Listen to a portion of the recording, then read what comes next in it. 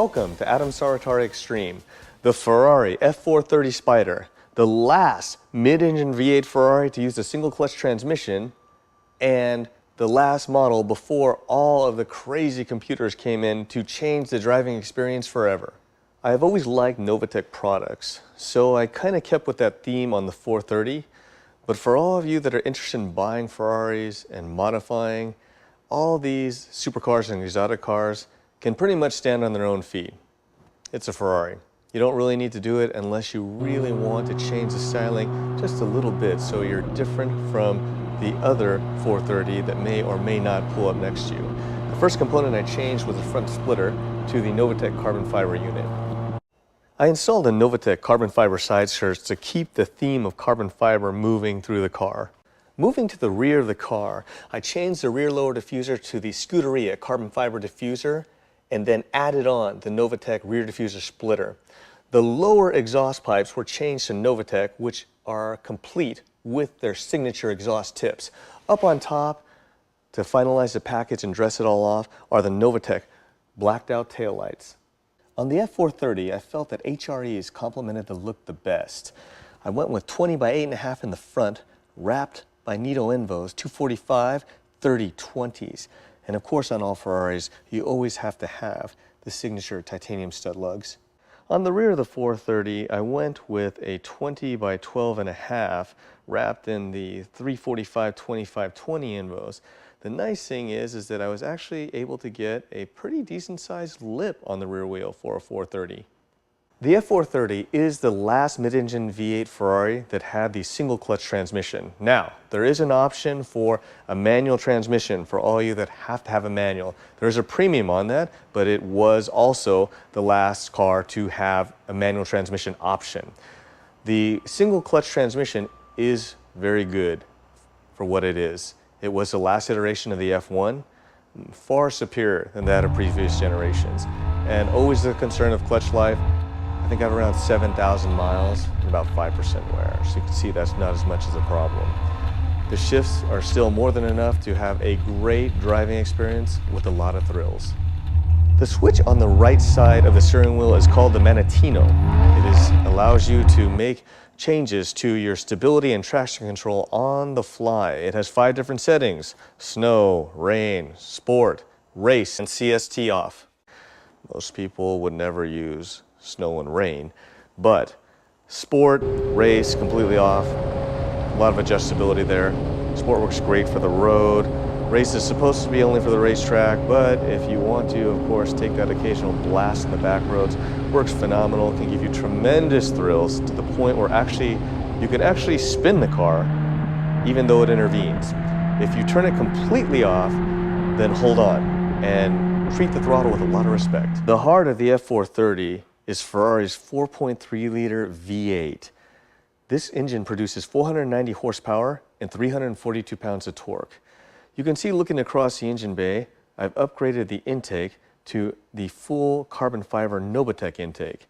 You'll remember in our prior conversation regarding the Murcielago LP640 and the emission sticker. On this vehicle, of course, I changed out all of the engine compartment tin to carbon fiber.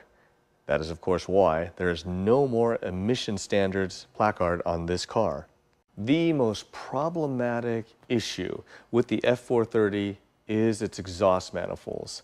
The first generation would crack, the Venturi effect would suck debris into the cylinder, wipe out the engines. It's a huge problem. They came out with the second generation. I went to the second generation on this car. Although I still have heard of people having failures, I have not.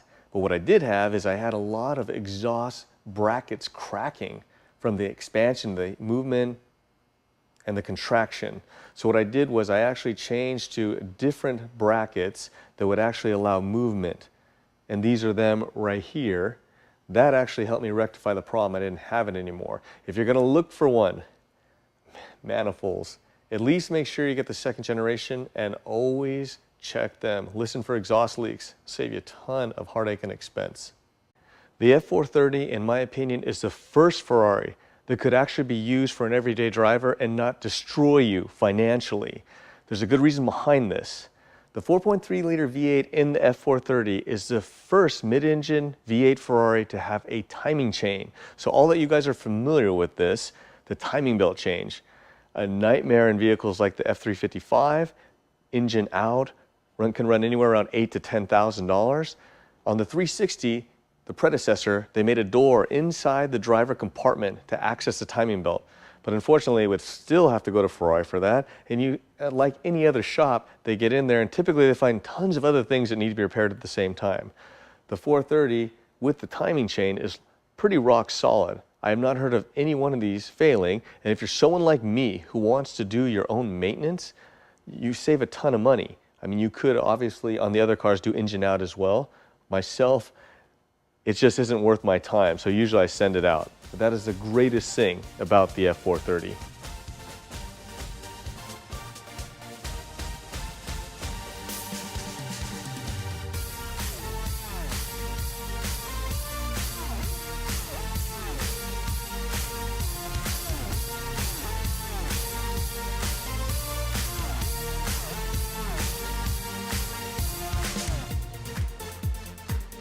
There are essentially two things about 430 that I do not like. The first being the rear window. Now, if you have a Spider, I always recommend driving with the top down, unless of course it's raining. If you have the coupe, this isn't an issue. However, Ferrari decided to use plastic for the rear window, most likely to save weight. This is one of those rare occasions that I would forego the weight saving to have a glass window that is nice and clear. But this is what your window will look like if you get a Spider after a short period of time. The second thing that bothered me was the rear suspension, specifically the rear suspension spring rate. Now I say bothered me because I was able to rectify it, but with the stock suspension and stock spring rate, when the road surface wasn't completely flat and even under hard acceleration, the rear end would actually start bouncing and it'd be quite lively. Great for fun, not the greatest thing when you want to keep control of the car. So I changed the entire suspension to the Novatec springs and dropped the car by 1.5 inches. Everything is fine now, problem rectified. Another huge tip is getting them worked on. A lot of people believe you have to take it to the dealer. A lot of people with the newer cars are real critical of that, but as the cars get older, that isn't as much of an issue. So for instance, even myself, when I don't have time or I just don't want to do it, I'll send my car to Fast Cars in Redondo Beach. It's a huge savings over the dealer and they do great work and you still have documentation. That makes the cars more livable. What I try and do to you is convey how to live with the expense of these things. So in any case, that pretty much sums up everything that I think about the F430. Let's go ahead and close it up and take it for a ride.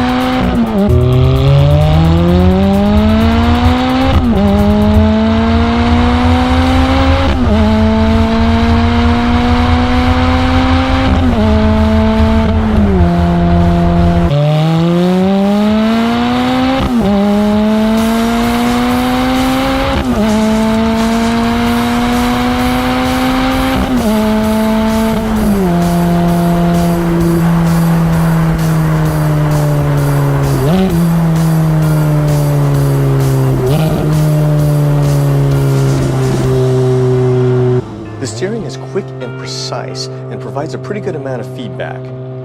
In sport and race, the car makes plenty of power to induce oversteer and provide quite the lively experience.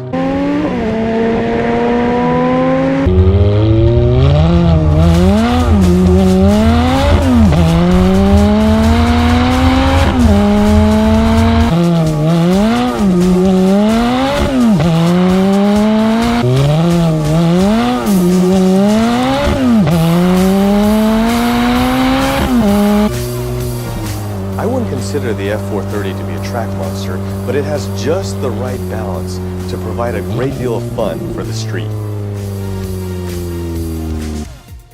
Hopefully that gave you some insight to what it's like to drive the F430.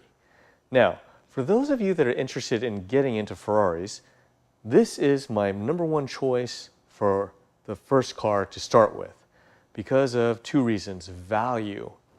I mean, the pricing structure of all the Ferraris, this is, you get the most for your money.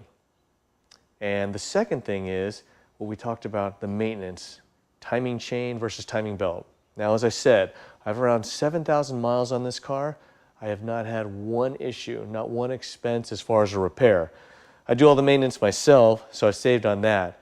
And I was lucky enough that the manifolds got changed to the 2nd generation. If you were interested in going in this route, that would definitely be in your best interest to make sure that's been done. If your financial position is, you can go with the 458 or 488. They just make them better and better. But cost for what you get, I believe this is the best value. So, I hope you enjoyed watching this. Thanks for watching, and see you next time.